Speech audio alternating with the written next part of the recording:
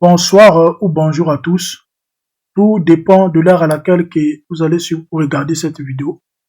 On va continuer notre série de vidéos sur la mécanique. Donc, aujourd'hui, on va continuer avec notre deuxième partie, c'est la statique.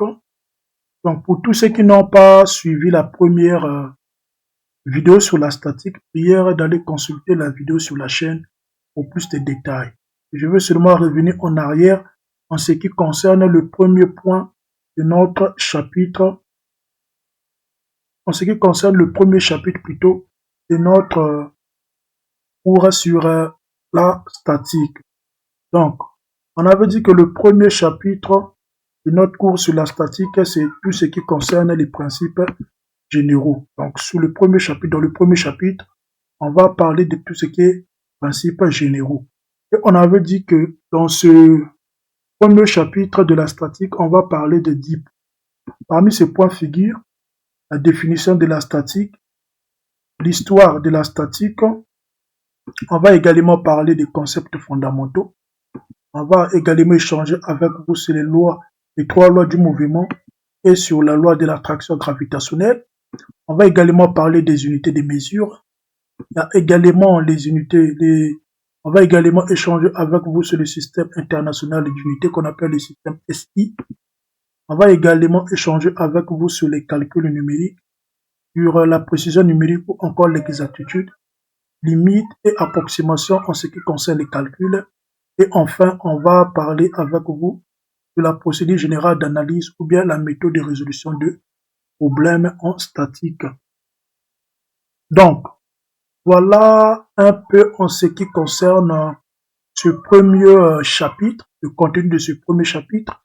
Je crois que je vous avais également donné l'objectif de ce premier chapitre.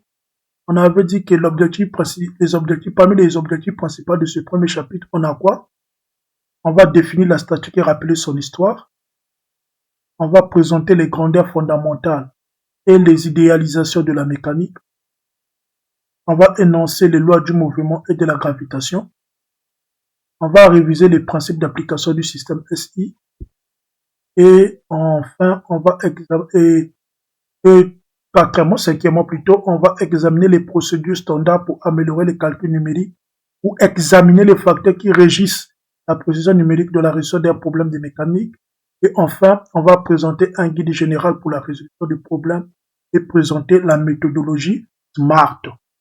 Et dans cette deuxième vidéo, en ce qui concerne la statique, on va seulement aborder 2 points avec vous, parce que je ne vais pas trop faire des vidéos qui sont longues.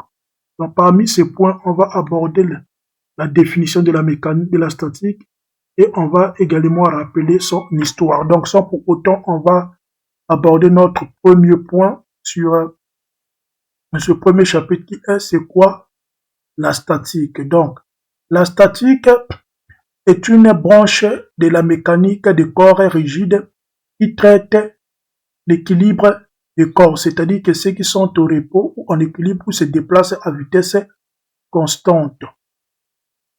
Donc je répète, la statique est une branche de la mécanique des corps rigides qui traite l'équilibre des corps, c'est-à-dire ceux qui sont au repos ou en équilibre ou encore se déplacent à vitesse constante.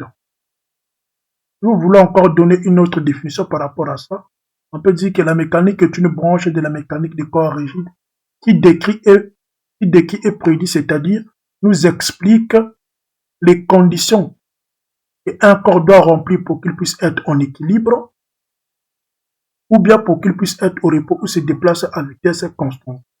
Voilà une autre définition qu'on peut également tirer par rapport à cette idée. Donc, retenez à l'esprit que si vous voulez étudier un corps qui est en équilibre, ou bien vous voulez comprendre pourquoi un corps est en équilibre, il faut faire appel à la statique parce que c'est la branche de la mécanique des corps rigides qui est concernée, qui traite ce type de problème-là. Donc voilà un peu en ce qui concerne cette définition, la définition de la statique. Deuxièmement, vous devez également retenir à l'esprit que la statique peut être considérée comme un cas particulier de la dynamique, là où l'accélération est nulle. Je répète, la statique peut être considérée comme un cas particulier de la dynamique, là où l'accélération est nulle. Donc voilà en ce qui concerne cette première question serait qu'est-ce qu'est la statique, ou bien ce premier point serait qu'est-ce qu'est la statique. Donc, on va passer maintenant au deuxième point qui est l'histoire de la statique. L'histoire de la statique. Donc, je crois que dans l'introduction de notre cours sur la mécanique, on avait dit que la mécanique est une science ancienne, c'est-à-dire que c'est une science qui plonge ses racines ou bien ses savoirs dans des temps beaucoup plus anciens. C'est-à-dire que cette science remonte de l'époque de l'astronomie ou bien de l'art de fabriquer des machines. Donc, cette science-là, comme je viens de le dire, quand on parle de la mécanique remonte de l'époque où l'homme a commencé à étudier les étoiles, les planètes et tout ça là. Et ça remonte également de l'époque là où l'homme a commencé à fabriquer des machines.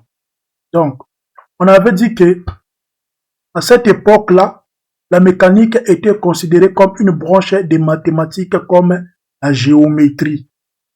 Maintenant, la seule différence entre la mécanique et la géométrie était que les mesures qui étaient plus exactes, on associait ça à la géométrie, alors que les mesures qui l'étaient moins étaient associées à la mécanique.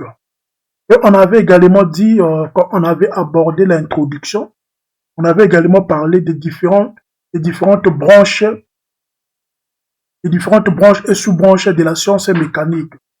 Et parmi ces branches et parmi ces sous-branches, il y avait la dynamique et la statique. On avait dit que la statique, c'est la branche de la mécanique qui s'est développée très tôt par rapport à la dynamique. Pourquoi on avait dit ça? On avait dit ça parce que quoi? Parce que pour effectuer les calculs en statique, on a besoin seulement des mesures géométriques et des forces. On n'a pas besoin de grandeur ou bien des paramètres tels que la vitesse, le temps et l'accélération.